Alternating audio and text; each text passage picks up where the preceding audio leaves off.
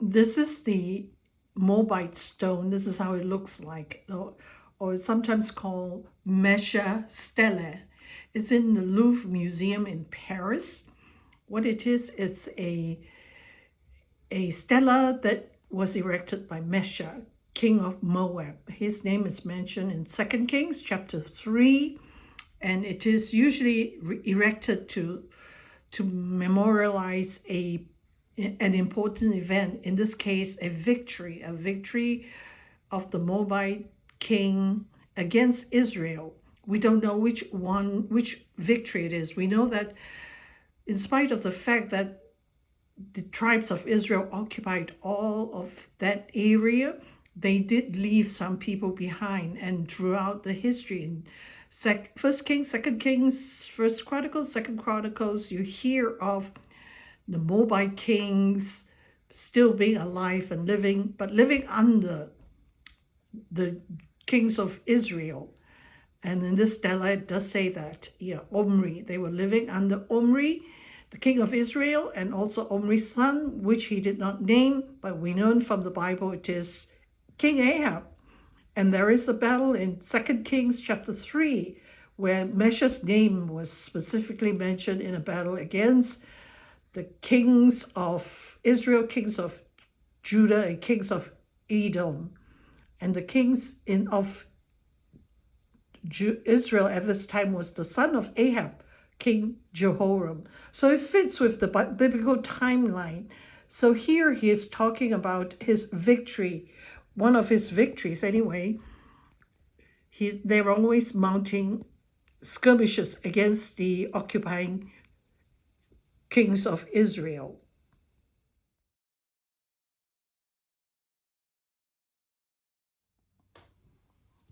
The Mesha Stela, or the Moabite stone as it is called, Mesha being the king of the Moabite king who raised this stela up, and it's also called the Moabite stone.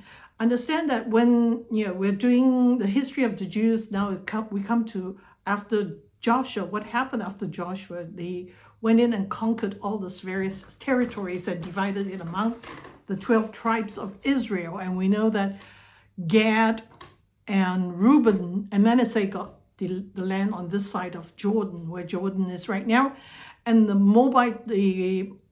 Moab went to the tribe of Gad, because in the Moabite stone, it does Mesha. The king of the Moabite king did mention the tribe of Gad.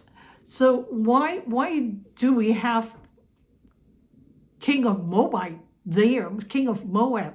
Understand that the conquest, the driving out of all the Canaanites was not complete. There were some that left behind. And in this case, they live under, as tribute to the king of Israel. They pay tribute, they're allowed to live.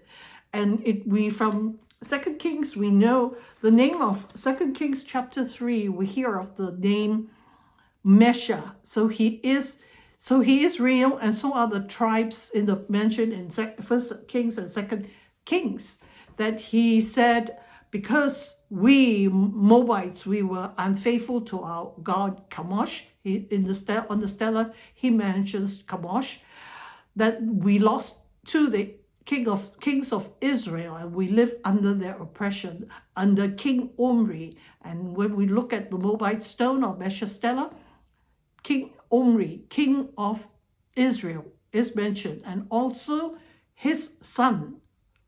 It does not name the son, but we know from 1 Kings that the son of Omri was King Ahab. So they lived under the oppression of Omri, Ahab, and then finally in 2 Kings chapter 3, the king mentioned is King Joram, king of who was the son of King Ahab.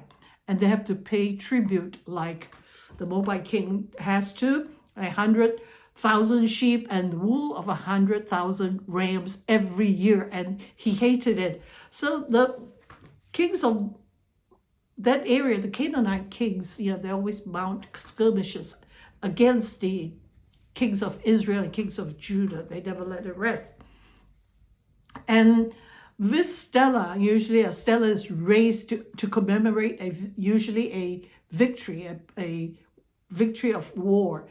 And which Mesha, we don't know which victory is commemorating, but this, he raised up the stela, and on it you can see the writing. He commemorates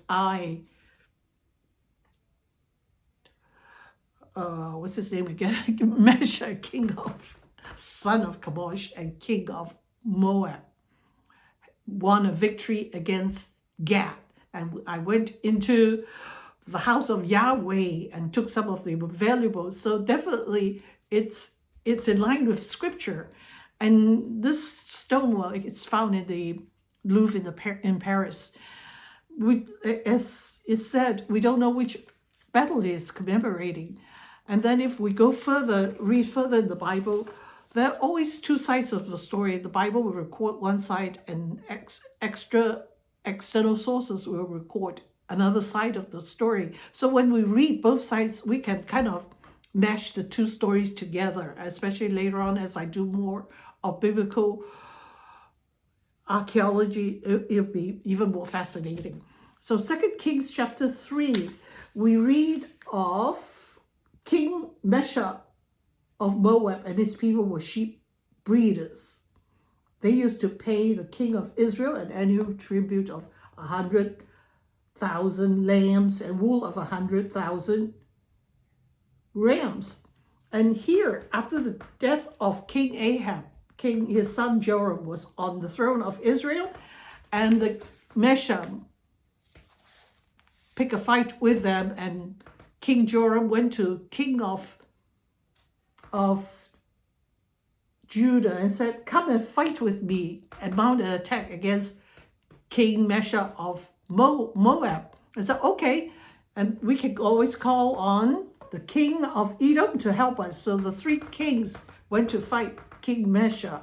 And for some reason, the three kings got lost in the wilderness, and there was no water. They were going to die, their animals was going to die, and they are going to lose the battle to King Mesha of Moab. And what are they going to do? And someone said, is there a prophet in the area? And another person answered, yes, Elisha, the pupil of Elijah, is here. Let's go and ask him. So they went to Elisha, and Elisha said, the Lord said, you will be victorious against Mesha, king of Moab. So in the next morning, you will see the victory. So the next morning, the three kings woke up and saw water all over the place. Every puddle was filled with water. There was no rain or storm the night before, but there was water everywhere, and their animals could drink, and they could drink. And across the valley, the Mesha, king of Moab, and his people opened their tents and looked out and saw, instead of water, they saw blood. The puddles were all filled with blood. What happened? So Mesha, king of Moab, said, oh my goodness, the three kings must have fought overnight and killed each other. And that's why you see all this blood there. So he said, let's go get them. So they went out to fight the three kings, and the three kings, of course, are not dead. They were very much alive. And they rushed at the Moabites and defeated the Moabites. So that was the victory. That was the battle as recorded in 2 Kings chapter 3.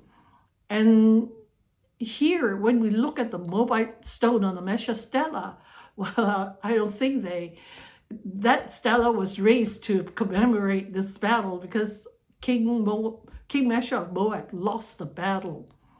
It must be some other battles, because like I said, 2 Kings 17 also records that the Moabites